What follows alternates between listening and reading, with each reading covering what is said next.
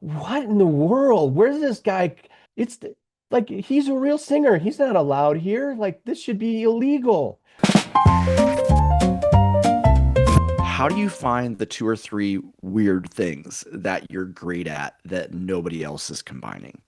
And even in the context of all that, so like specifically that comment was made because I'm a weird kid. I'm super I'm just goofy. But yeah, I'm left and right brain. One of my clients also calls me kind of like a unicorn. I'm incredibly creative, but I'm also incredibly strategic. And that we for Teams.Coach, which is our company that we do executive team coaching and also high level executive performance. So we help build the world's highest performing teams. But there's a method behind it. It's about communication. It's about emotional and psychological dynamics that actually make up a team. And so through what I'm able to do, I'm able to actually give, you know, I'm able to give accurate percentage increases as far as top line revenue by making shifts on the org chart, by Hmm. having higher levels of clarity within a team to be able to help optimize communication and culture and different things like that.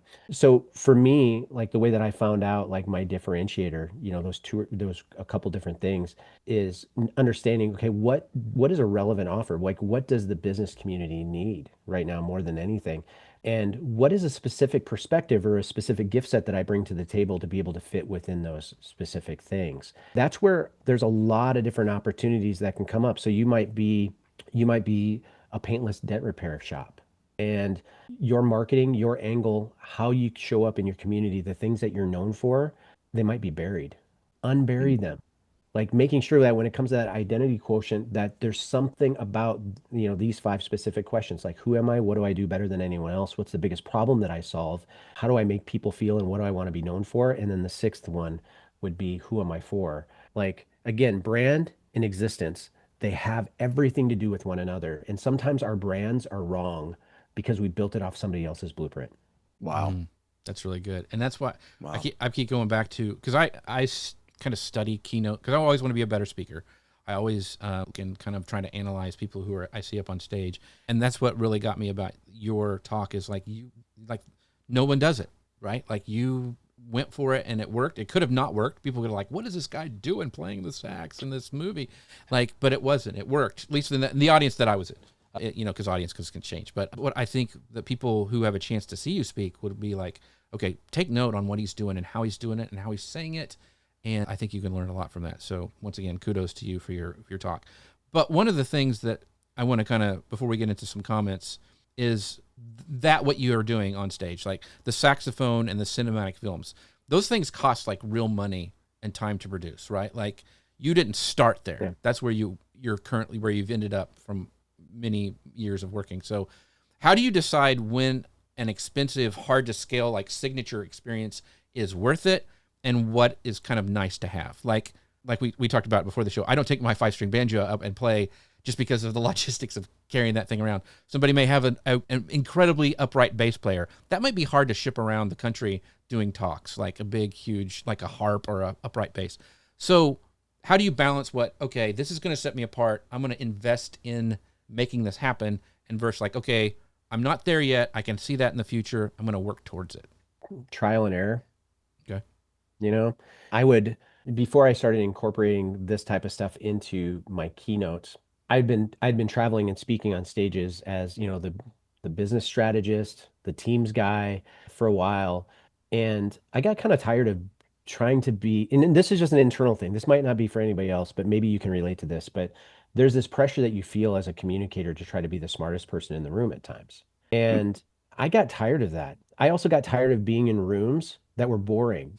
I got really tired of hearing horrible communicators getting up because they were a business owner and they maybe had success in their specific thing that they were doing, but they just weren't good communicators. But they were invited on stages and they were headlining events because they were successful at their one thing, but their communication skills really lacked. Does that make sense? Mm-hmm. Yeah. I think, It's like, hey, here's what I do, here's how I did it, and here's what you should do. Now buy my book. yeah. No, like I'm about a transformational experience, and I wanted to make sure that I was somehow creating something that made sure that boring keynotes never exist ever again. That's Like great. I was like, let's kill that. Right. But along the way, like even before that, just because of relationships, I kind of had like, so there's like, Jeff, I think that like in different worlds that I was a part of, like whether it's like social media marketing world, or Jessica Suter does an event up in Ohio called Social Media Week Lima. Yeah. Part of their speaker parties that they have is that they have a karaoke night. Yeah. Yeah. Ecamm does that too. Yeah. Yeah. And so I'm like, it was kind of like this weird, almost like this parlor trick to where I would show up and somebody say, yeah, you should go do the karaoke. And then so I'd go up there and I'd bust out a song and they're like, what in the world? Where's this guy? It's like, he's a real singer. He's not allowed here. Like, this should be illegal. Right. And that was kind of, and then I would start showing up with my saxophone and just doing lobby music, just as an additional relational thing for the conferences I was speaking at.